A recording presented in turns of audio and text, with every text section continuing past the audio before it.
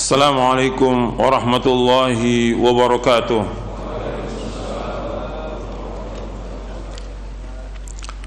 Innal hamdalillah nahmaduhu wa nasta'inuhu wa nastaghfiruh wa na'udzu billahi min shururi anfusina wa min sayyiati a'malina. May yahdihillahu fala mudilla lahu wa may yudlil fala hadiya lahu.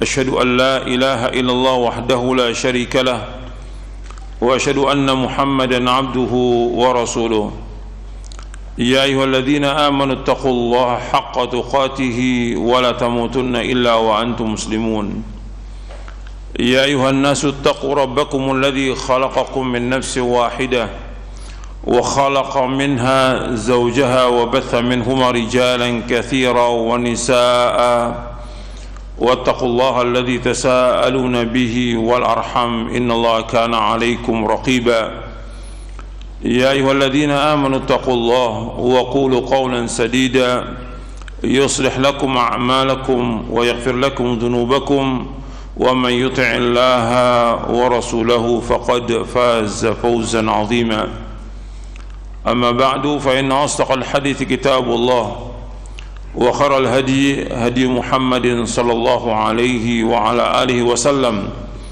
وشر الأمور محدثاتها وكل محدثة بدعة وكل بدعة ضلالة وكل ضلالة في النار.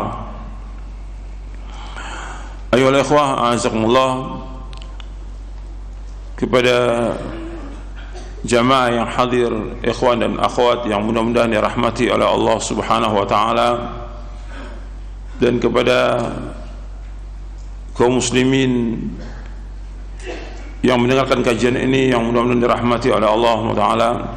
Alhamdulillah, kita bersyukur kepada Allah Subhanahu wa taala atas segala nikmat yang Allah karuniakan kepada kita, nikmat Islam, nikmat iman, nikmat sehat, nikmat afiah, nikmat dijauhkan oleh Allah dari berbagai macam malapetaka.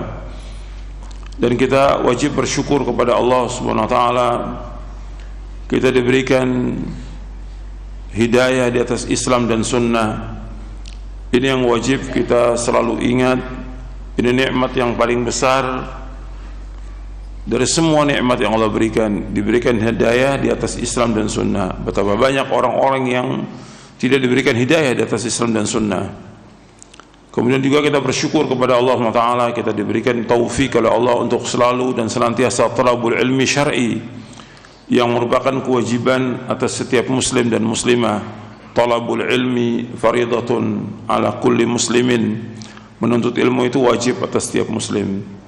Ini nikmat yang luar biasa, kita wajib syukuri nikmat ini, dan kita berusaha untuk selalu memahami tentang apa yang disampaikan.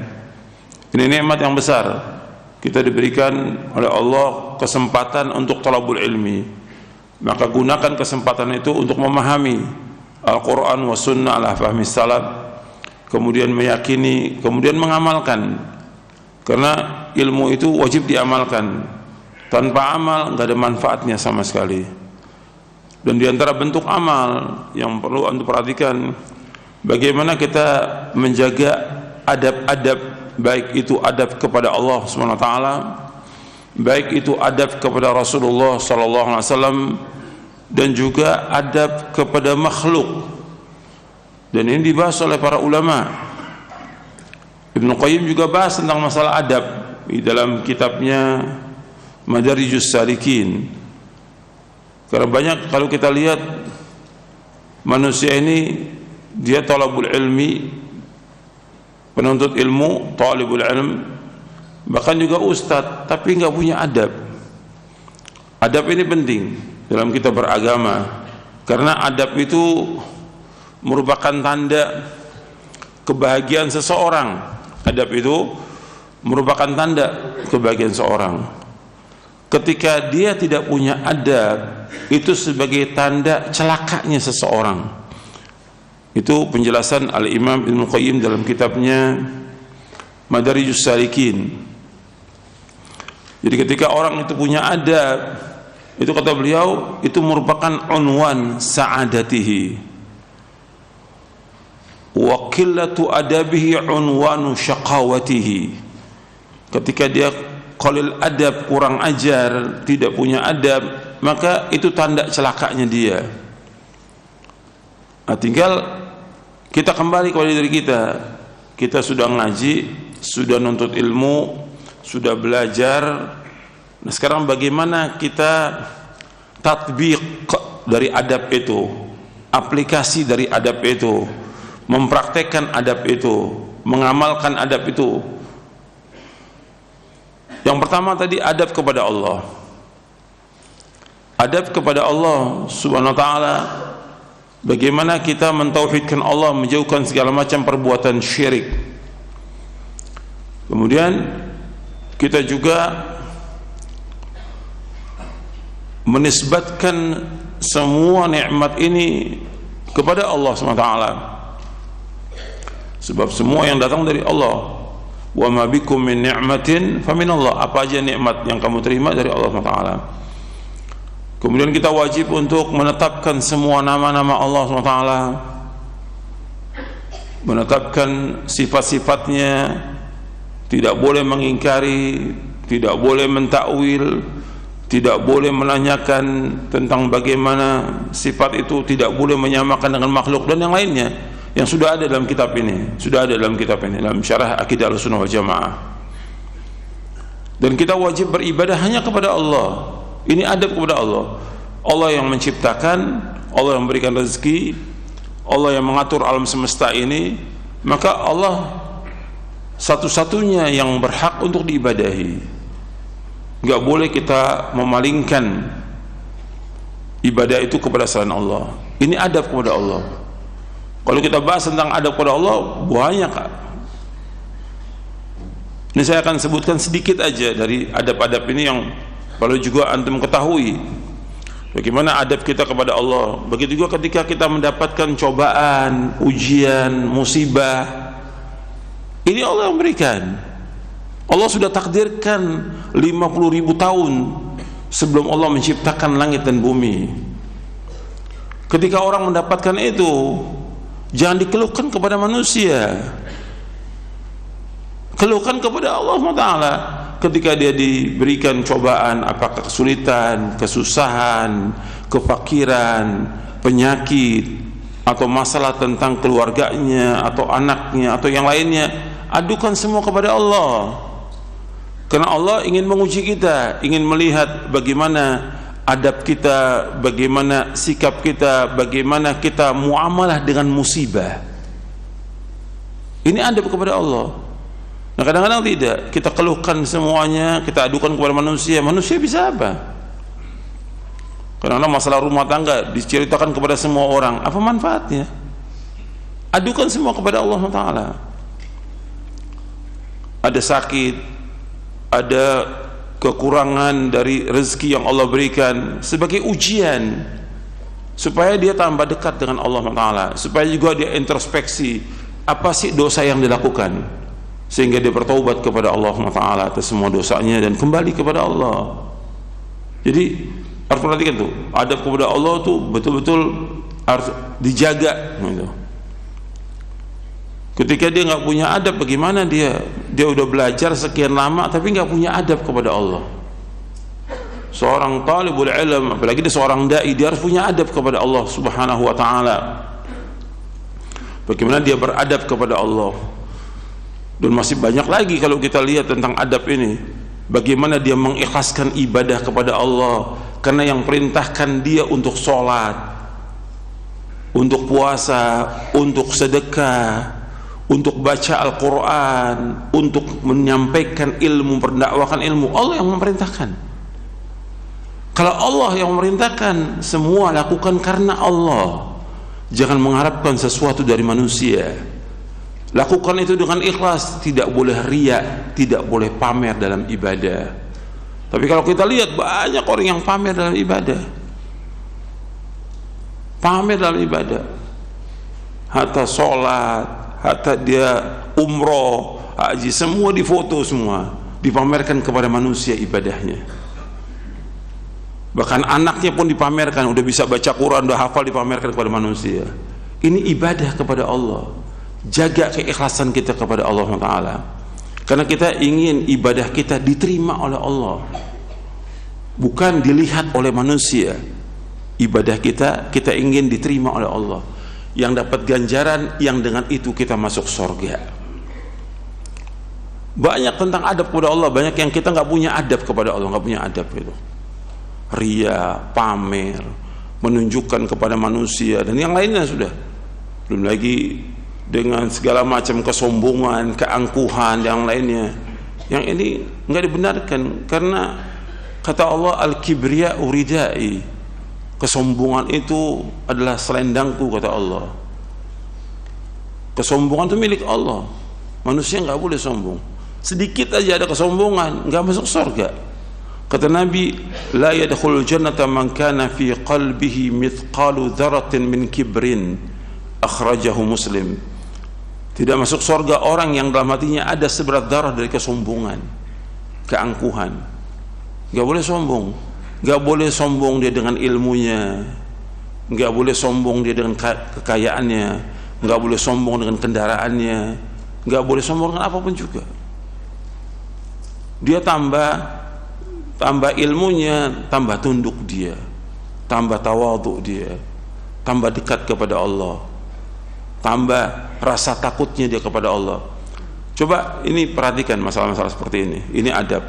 Ini sedikit aja yang saya ingin ingatkan tentang adab.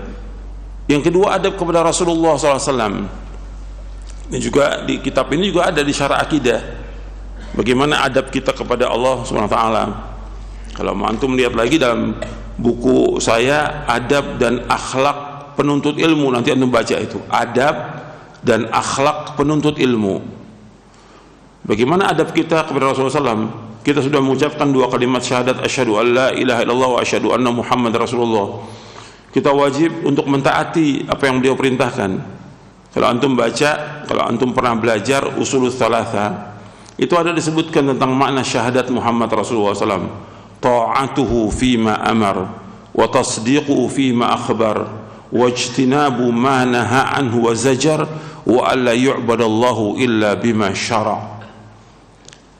Yaitu mentaati apa yang beliau perintahkan, membenarkan apa yang beliau sampaikan, menjauhkan apa yang beliau larang, dan kita tidak boleh beribadah melainkan menurut apa yang beliau syariatkan.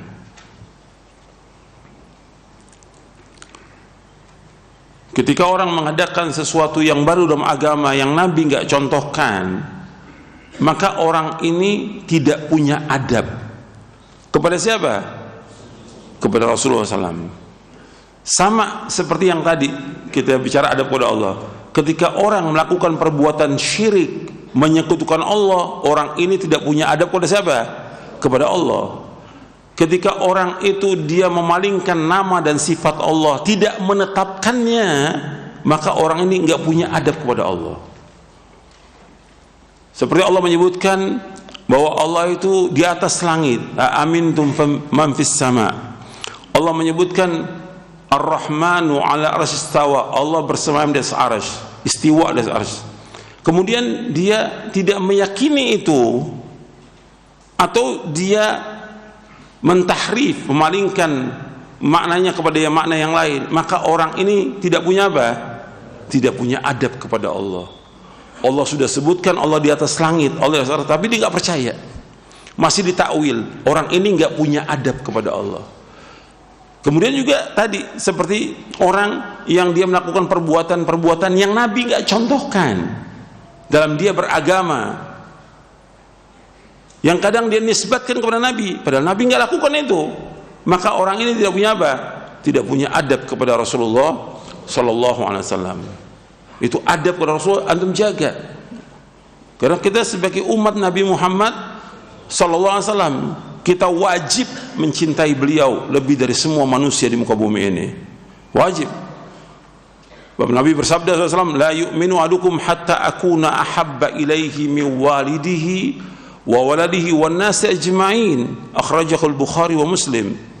Dari sahabat Anas bin Malik radhiyallahu anhu, ia berkata, telah bersabda Rasulullah SAW, tidak beriman seorang dari kamu sehingga aku, itu Rasulullah, lebih dicintai dari semua yang dari bapaknya, dari anaknya, dari istrinya dan seluruh manusia. Bahwa Rasulullah wajib kita lebih cintai. Sekarang bagaimana bentuk mencintai beliau? Dengan ittiba.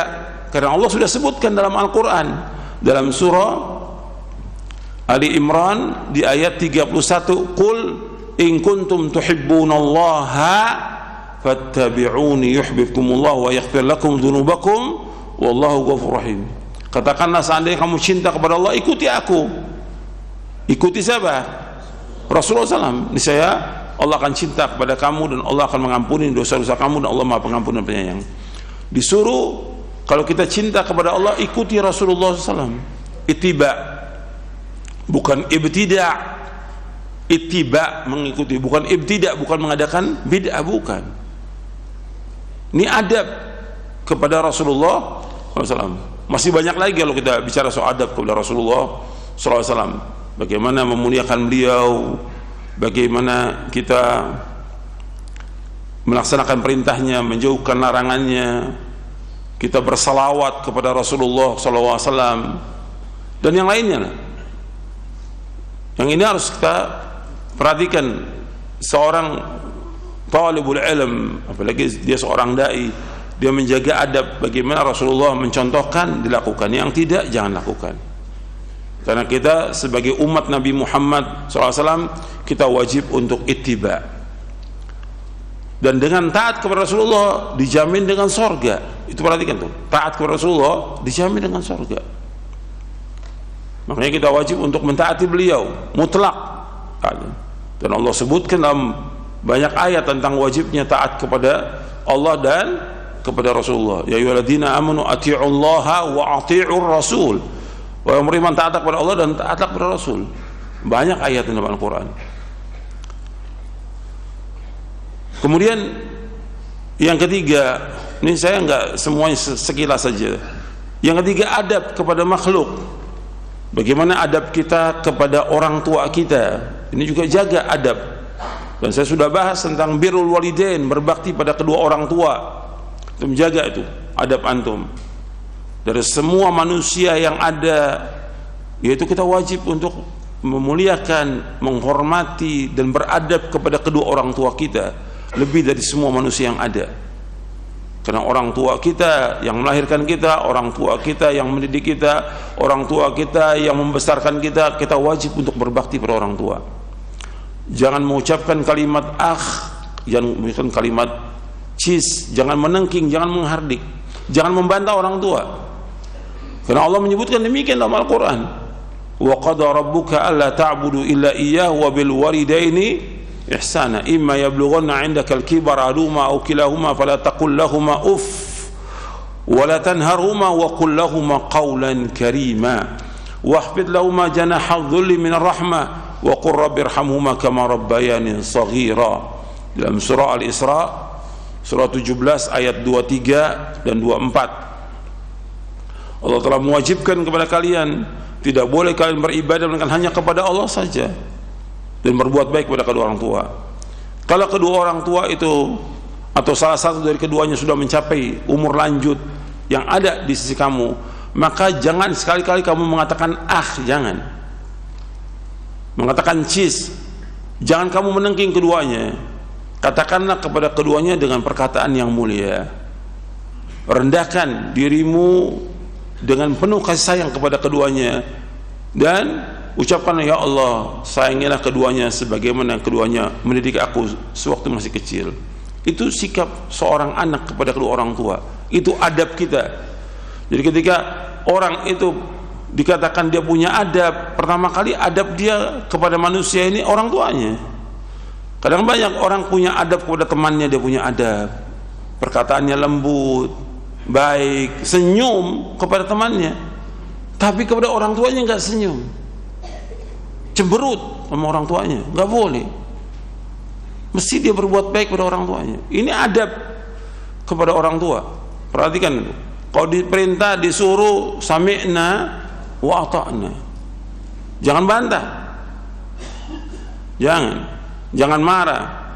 Orang tua itu banyak manfaatnya buat kita, dan dia sudah membesarkan kita. Kita belum bisa membalas jasanya kedua orang tua kita. Adab jaga itu orang tua. Kemudian juga adab kita jaga kepada guru gitu. Karena itu sama dengan orang tua kita.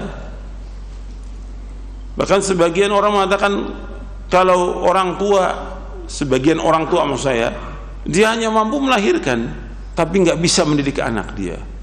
Tapi guru mendidik anak ini, tadinya nggak benar jadi baik, tadinya nakal kemudian berubah menjadi baik, dididik. Makanya disamakan guru itu dengan orang tua.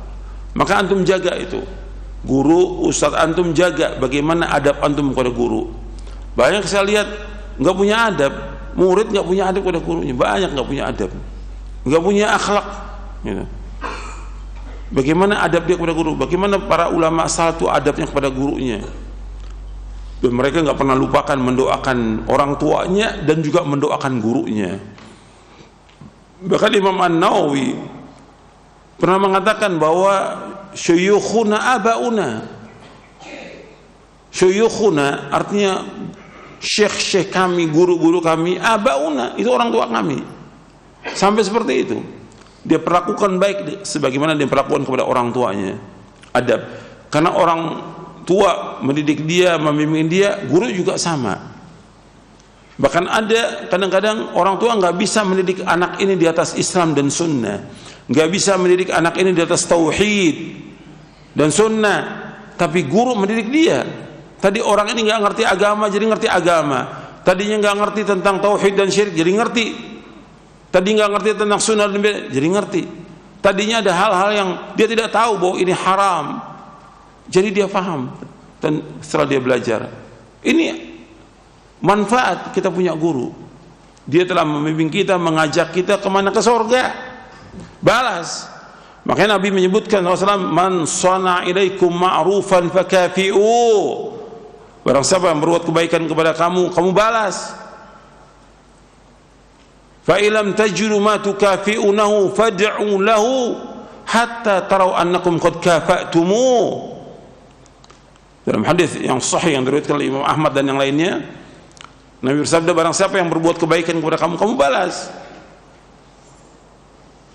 Kalau kamu nggak mampu untuk membalasnya, doakan dia, doakan sampai kamu merasa kamu sudah membalasnya.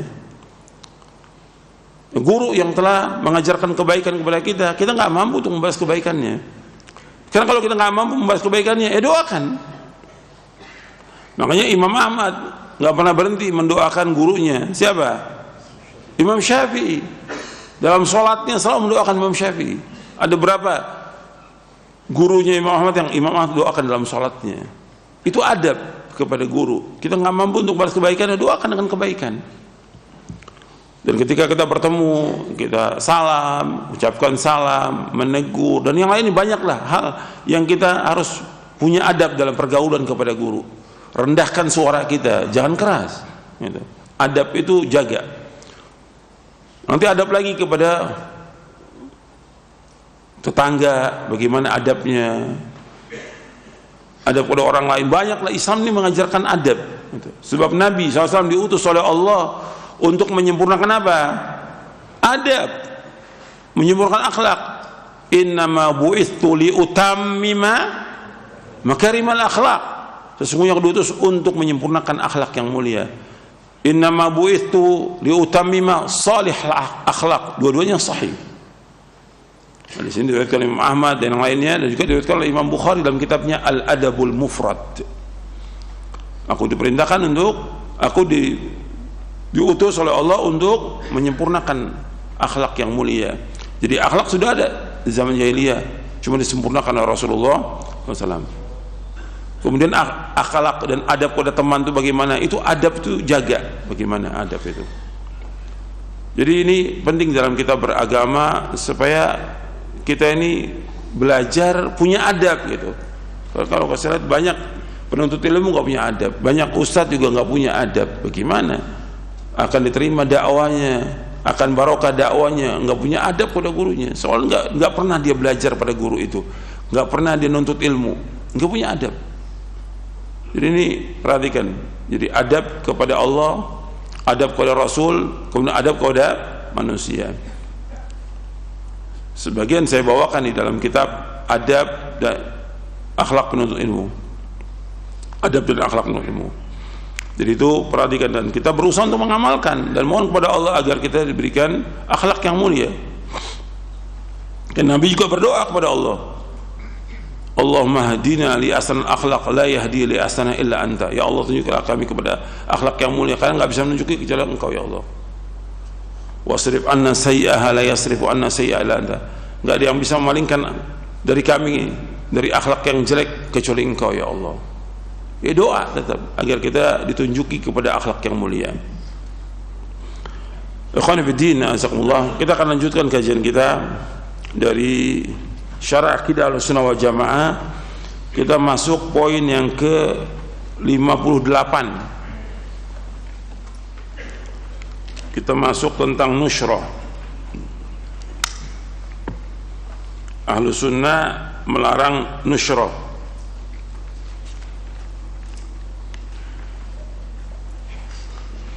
Dalam Islam, arti Ahlussunnah melarang nusyrah. Nusyrah itu mengobati sihir dengan sihir. Dalam Islam dilarang mengobati sihir dengan sihir atau dengan mendatangi dukun, karena dukun hanyalah mengusir setan sihir dengan setan sihir yang lainnya. Maka hal tersebut ibarat seorang mengusir maling dengan meminta bantuan perampok atau penjara. Ibnu Jauzi rahimahullah yang wafat tahun 597 Hijriah berkata, nusyrah adalah melepaskan sihir dari orang yang terkena sihir, dan hampir tidak ada orang yang mampu melakukannya kecuali orang yang mengetahui sihir. Artinya beliau menyebutkan secara umum gitu. Pada hakikatnya sihir bisa diobati dengan ruqyah syar'iyyah, dan obat-obat yang sesuai dengan syariat ada.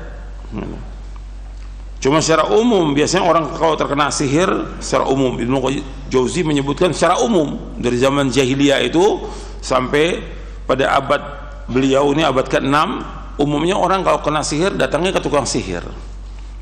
Jadi beliau bukan menganjurkan orang berobat dengan sihir, bukan, tapi beliau bentuknya berita mengabarkan secara umum demikian gitu. Dan secara syar'i nggak boleh orang mengobati sihir dengan sihir, tidak boleh.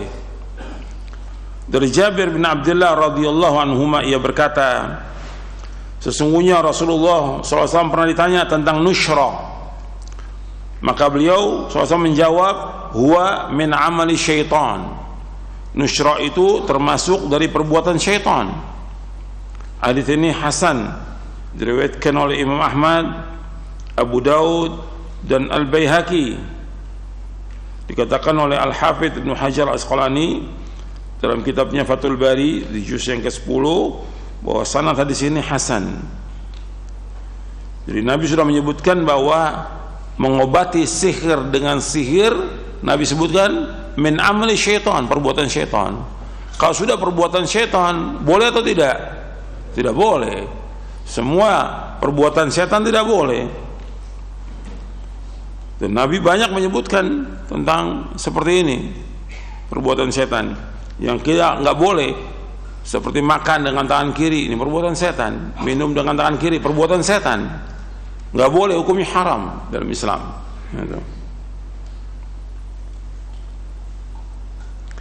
Al-Imam Ibnu Qayyim Al-Jauziyah rahimahullah yang wafat tahun 751 Hijriah menjelaskan, nusyrah adalah penyembuhan terhadap orang yang terkena sihir. Caranya ada dua macam. Pertama, dengan menggunakan sihir pula, dan inilah yang termasuk perbuatan setan. Yang kedua, penyembuhan dengan menggunakan ruqyah, ayat-ayat ta'awudz, perlindungan, obat-obatan dan doa-doa yang diperkenankan. Cara ini hukumnya jaiz, boleh. Para ulama telah sepakat untuk membolehkan ruqyah dengan 3 syarat. Para ulama telah sepakat untuk membolehkan ruqyah dengan 3 syarat. Yang pertama, ruqyah dengan menggunakan firman Allah atau nama dan sifatnya atau sabda Rasulullah SAW. Yang kedua, ruqyah itu harus diucapkan dengan bahasa Arab, diucapkan dengan makna yang jelas yang dapat dipahami maknanya. Yang ketiga, harus diyakini bahwa bukanlah zat ruqyah itu sendiri yang memberikan pengaruh, tetapi yang memberikan pengaruh itu adalah kekuasaan Allah SWT, sedangkan ruqyah hanya merupakan salah satu sebab saja. Ini disebutkan oleh Al-Hafidh Ibnu Hajar Asqalani dalam kitabnya Fathul Bari di juz yang ke-10 di halaman 195 cetakan Darul Fikr. Tentang ruqyah juga ada di sini, di buku ini saya bawakan di poin yang ke-63. So, ini kan poin ke-58. Di poin yang ke-63 saya sebutkan bahwa ahlu sunnah membolehkan melakukan ruqyah syar'iyah dan melarang ruqyah yang ada kesyirikan dan bid'ah di dalamnya. Jadi pada hakikatnya ruqyah itu dibenarkan. Secara umum Nabi menyebutkan inna ruqa wa tamaima wa tiwalat syirkun. Sungguhnya ruqyah, jimat-jimat dan tanggal-tanggal syirik secara umum. Tapi kalau ruqyah itu tidak ada kesyirikan boleh. Nabi menyebutkan SAW, i'ridu alayya ruqakum la ba'sa bi ruqa ma lam yakun fihi syirkun. Tunjukkan kepadaku ruqyah kalian, ruqyah itu tidaklah mengapa selama dalamnya tidak mengandung kesyirikan. Ini sahih riwayat Muslim dari sahabat Auf bin Malik Al-Asja'i. Kemudian saya sebutkan juga syarat ruqyah. Kalau tadi disebutkan 3 di sini saya sebutkan ada 6.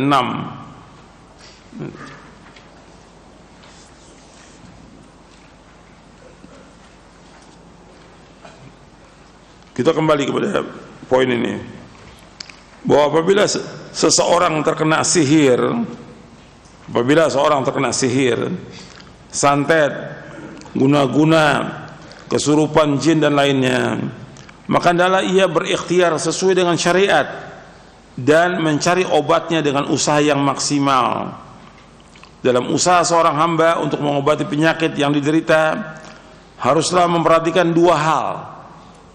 Yang pertama, bahwa obat dan dokter hanya sarana kesembuhan, sedangkan yang benar-benar menyembuhkan adalah Allah Azza wa Jalla.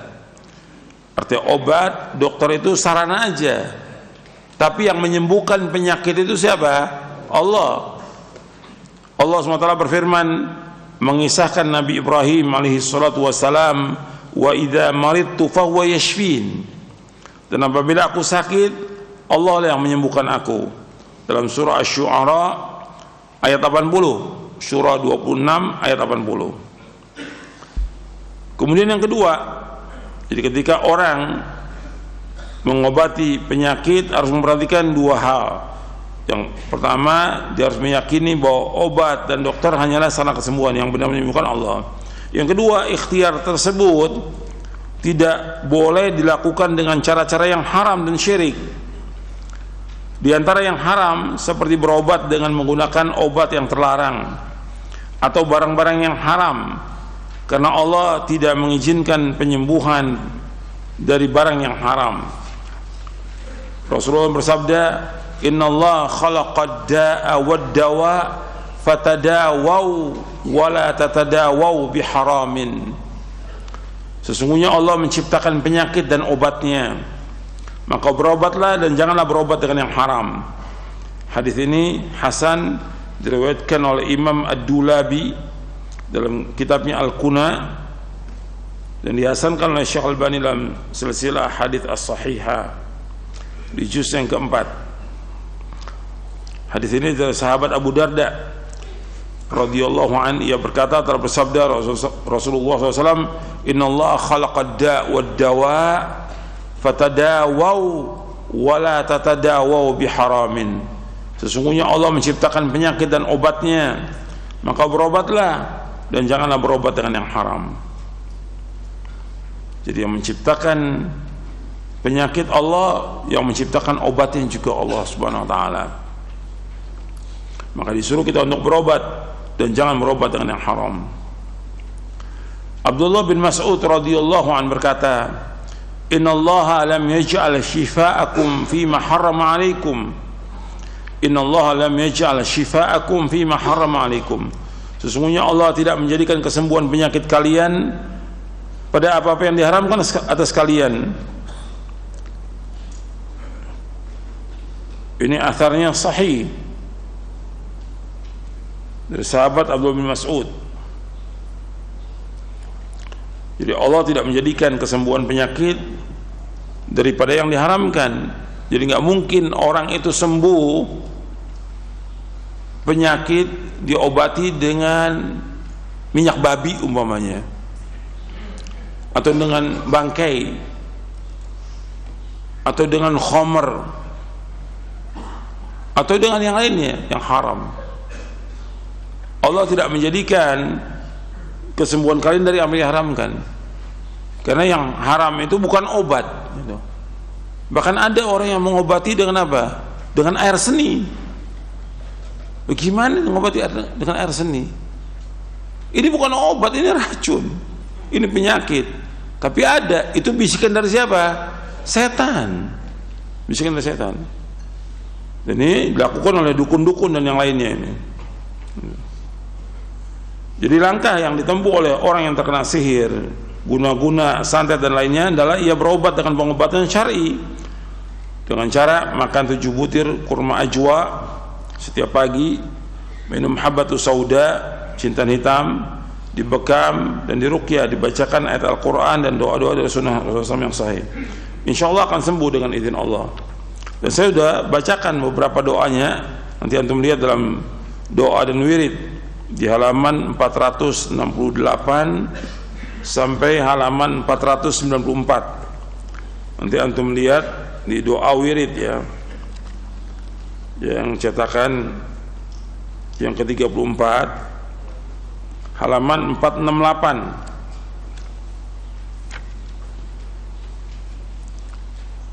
sampai halaman 494 di buku doa wirid. Jadi ada bagian pertama saya sebutkan di buku doa wirid, hal yang memang dapat digunakan mencegah datangnya sihir. Jadi hal yang mencegah datangnya sihir.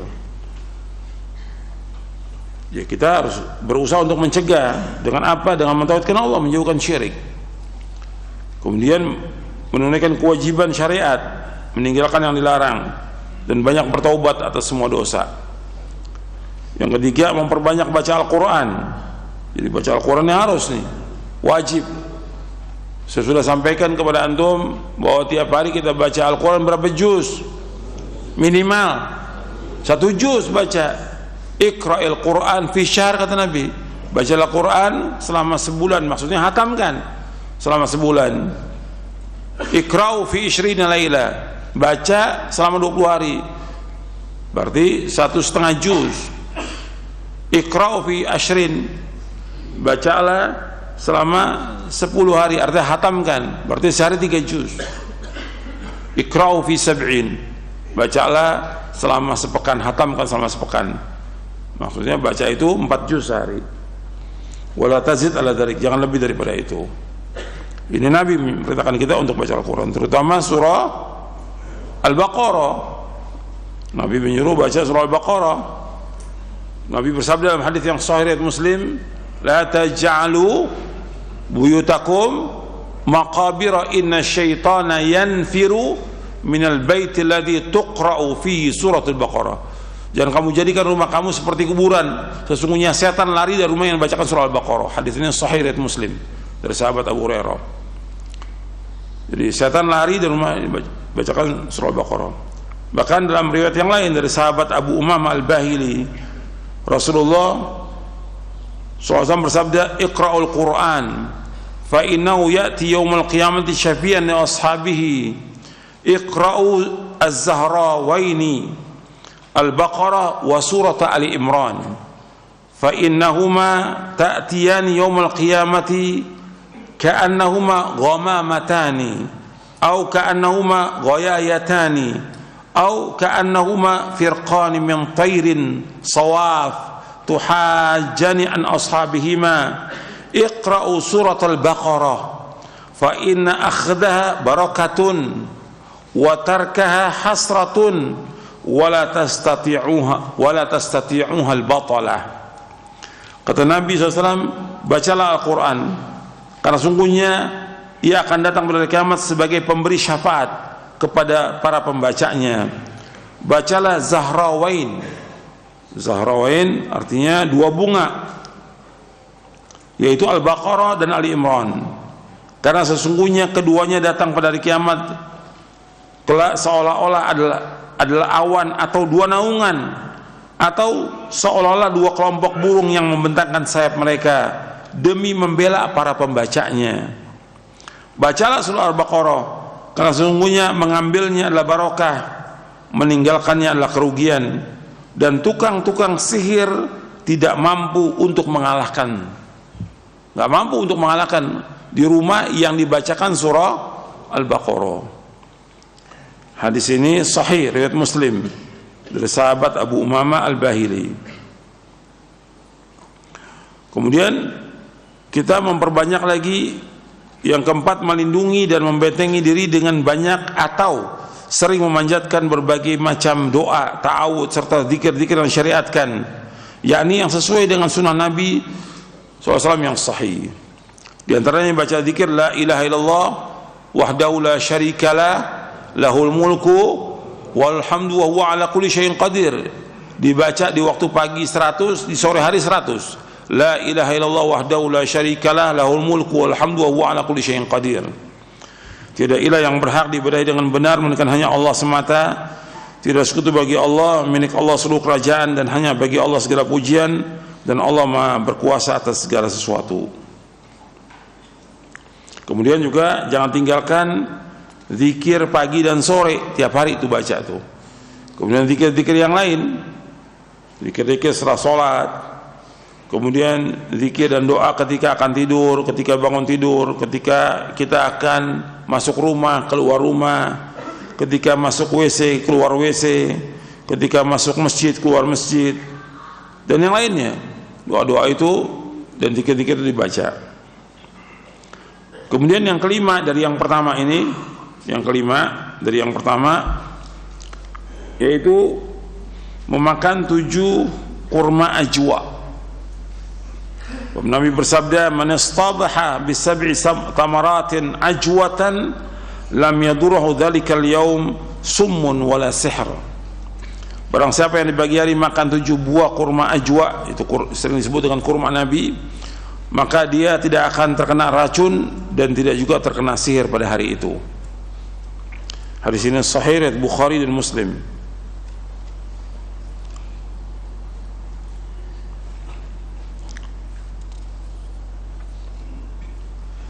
Kemudian ini bagian pertama, ada 5 poin. Bagian kedua, pengobatan sihir yang sudah menimpa pada diri seorang. Oh tadi sebelum, untuk penjagaan kalau yang tadi. Sekarang yang kedua, orang sudah terkena sihir. Karena bagaimana melakukannya? Cara yang pertama, mengeluarkan sihir itu, artinya dikeluarkan buhulnya dengan cara-cara yang dibolehkan menurut syariat. Dan cara ini, kata Ibnu Qayyim, merupakan cara yang manjur.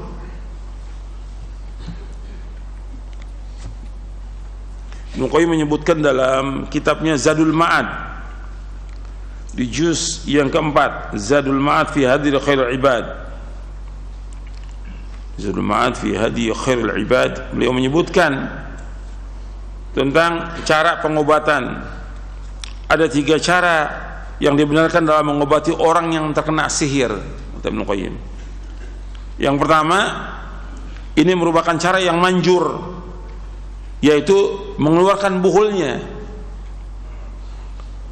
Arti buhul itu ikatan yang memang dibacakan atau dibacakan mantra oleh tukang sihir, yang ditaruh, biasa diletakkan apakah di bawah kasur atau di bawah kolong tempat tidurnya atau di sekitar rumahnya.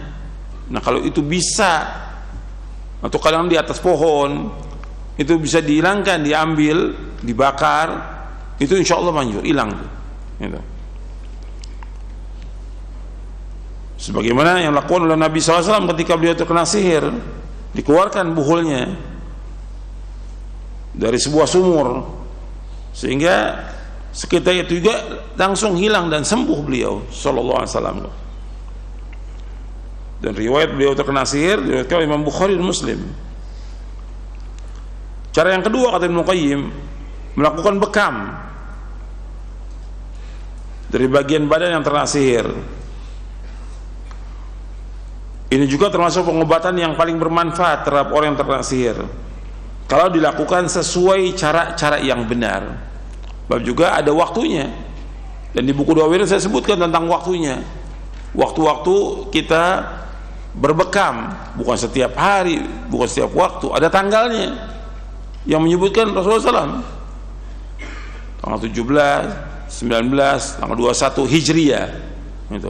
Harinya juga Nabi sebutkan harinya. Tidak boleh hari Rebo, nggak boleh.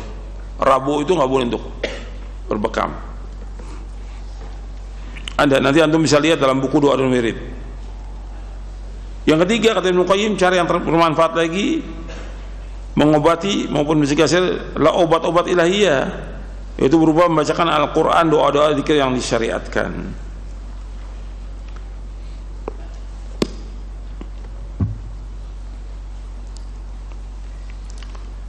Jadi bagian kedua, cara yang pertama tadi mengeluarkan buhulnya. Sekarang dari bagian kedua, mengobati sihir ini dengan cara yang kedua. Bagian kedua dari cara pertama mengeluarkan buhulnya, cara yang kedua menggunakan ruqyah yang sesuai dengan syariat.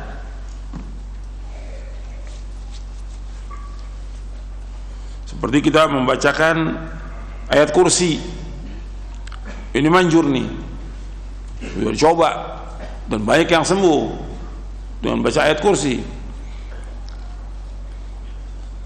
Surah Al-Baqarah ayat berapa? 255. Allahu la ilaha illa huwal hayyul qayyum la ta'khudhuhu sinatun wa la nawm lahu ma fis samawati wa ma fil ard man dhal ladzi yashfa'u 'indahu illa bi idhnihi ya'lamu ma bayna aydihim wa ma khalfahum wa la yuhituna bi shay'in min 'ilmihi illa bima sha'a wasi'a kursiyyuhu as-samawati wal ard wa la ya'uduhu hifdhuhuma wa huwal 'aliyyul 'azim. Itu dibaca. Kemudian baca juga amanah Rasul, 2 ayat yang terakhir dari surah Al-Baqarah. Kemudian bacakan lagi Qul ya ayyuhal kafirun sampai selesai. Bacakan lagi surah Al-Ikhlas. Bisa Al-Ikhlas dibaca 3 kali ini. Kemudian baca surah Al-Falaq 3 kali. Kemudian baca surah An-Nas, Qul a'udzu birabbin nas 3 kali.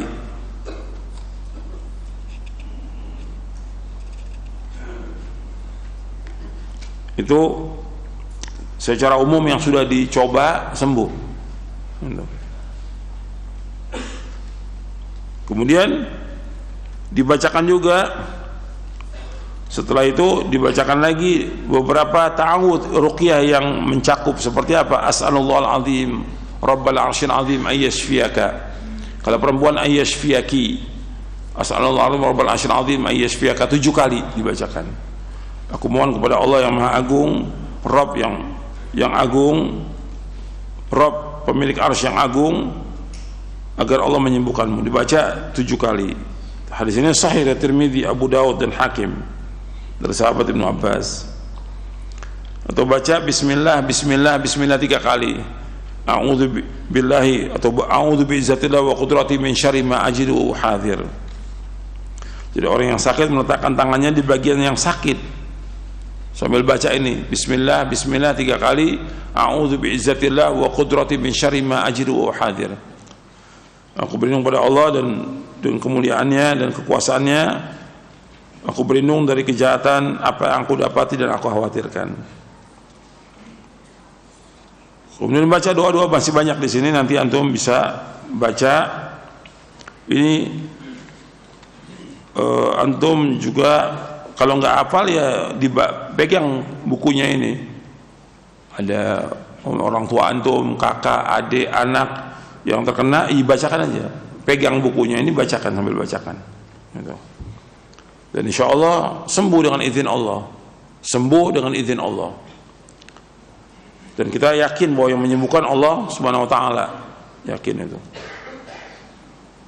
Dan dia juga harus menjauhkan, ketika dia melakukan ruqyah itu, dijauhkan dari rumah itu hal-hal yang mengundang setan. Seperti apa? Seperti musik, itu nggak boleh ada musik, karena musik haram dalam Islam. Dan setan itu paling senang musik, setan itu. Makanya Nabi mengharamkan musik, nggak boleh. Kemudian juga gambar-gambar makhluk hidup itu harus diturunkan itu. Kalau enggak datang lagi nanti dia. Dan dia harus melaksanakan yang wajib-wajib, menjauhkan yang haram. Dan yang lainnya, artinya doa-doa tetap dibacakan, ayat Al-Quran terus dibacakan. Karena bagaimanapun juga semua ayat Al-Quran itu bisa dipakai untuk ruqyah. Cuma Nabi bacakan beberapa ayat tertentu aja yang dibacakan. Dan kita harus berusaha untuk menjaga diri kita, keluarga kita dari gangguan setan. Karena tetap setan ini musuh bagi manusia. Allah sudah menyebutkan bahwa setan itu musuh, dan setan dekatnya dengan tukang sihir, dengan dukun-dukun, dan yang lainnya. Itu disebutkan oleh Rasulullah SAW. Dan ini sudah kita bahas pada pekan yang lalu tentang ayatnya, tentang bagaimana setan itu turun kepada tukang-tukang sihir, dukun-dukun, dan yang lainnya. Dan setan musuh pada kita, Allah sebutkan, jangan jadikan dia sebagai teman. Inna syaitana lakum aduun fattakhidhuhu aduwa. Sesungguhnya setan itu musuh bagi kamu, jadikan dia sebagai musuh. Dan setan itu mengajak golongannya untuk menjadi penghuni neraka sa'ir. Jadi kita lihat itu langkah-langkah setan, hati-hati. Makanya Allah menyebutkan wala tattabi'u khutuwati syaitan, jangan kalian mengikuti langkah-langkah setan. Langkah setan apa? Kata Imam Qatadah itu bahwa langkah setan perbuatan dosa dan maksiat, itu langkah setan. Jauhkan itu. Itu beliau tafsirkan. Dan misalnya dalam tafsir Mukatsir ketika menafsirkan surah Al-Baqarah yang berkaitan dengan langkah setan, disebutkan oleh Imam Qatadah, langkah setan apa? Perbuatan dosa dan maksiat. Yang dosa dan maksiat yang paling besar apa? Syirik. Kemudian bid'ah dan maksiat yang umum, itu mengundang setan semuanya itu, dan membawa kepada datangnya setan. Saya pikir cukup sampai sini kajian kita, mudah-mudahan bermanfaat. Kurang lebihnya saya mohon maaf. Wassallallahu Nabi Muhammadin sallallahu alaihi wasallam. Subhanakallah wa bihamdik, asyhadu an la ilaha illa anta astaghfiruka wa atubu ilaik. Assalamualaikum warahmatullahi wabarakatuh.